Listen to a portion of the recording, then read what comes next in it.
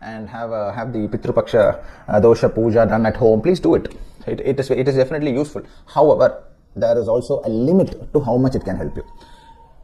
The ritualistic part aside, you still hold the generational trauma inside your blood. How do you correct that? This is something you need to think about. There is even further experimentation that has happened on it, wherein children who are adopted into certain families and who have absolutely zero bloodline sharing with that family. However, after being adopted, if the family has a history of cancer, where the child is being adopted into, if it has a history of cancer, this child also seems to show higher incidence of having cancer in future. Wherein again it has been proven that the mental picture that the child holds, that this is my father, this is my mother, also is able to lock it. It's DNA.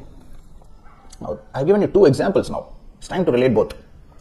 Number one, the example of the mice, which shows that generational trauma can go all the way to 7.5 generations. 7, the next is 8.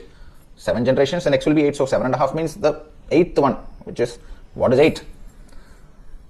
The 8th generation will be Shanishwara. You need to burn it for 7.5 generations, generational trauma. So which means that you might not even know the name of your grandfather. So you will know the name of your grandfather, but his father, what about his grandfather? You might at the maximum know the name of your grandfather's father. Even then you're very rare, maybe 1 out of 100 if you know the name of your grandfather's father. If you know the name of the grandfather of your grandfather, you're pretty rare. I'll assure you, 1 in 1,000. But whether you know his name or not, you carry within yourself the generational trauma for 7.5 years. 7.5, 7 means there is no half generation, right? 7, which has been proven by the experiment of the rats itself, that you will carry generational trauma for 7, and the next birth is 8, which is Shanishwara. The number 8 is Shanishwara. Karma. That is karma. So epigenetics is very beautifully proving that whatever trauma you feel inside, you might not even know why you feel it is because 7.5 years back, 7.5 generations back, you have had that trauma in your bloodline, and it has been transferred through men who plant the seeds.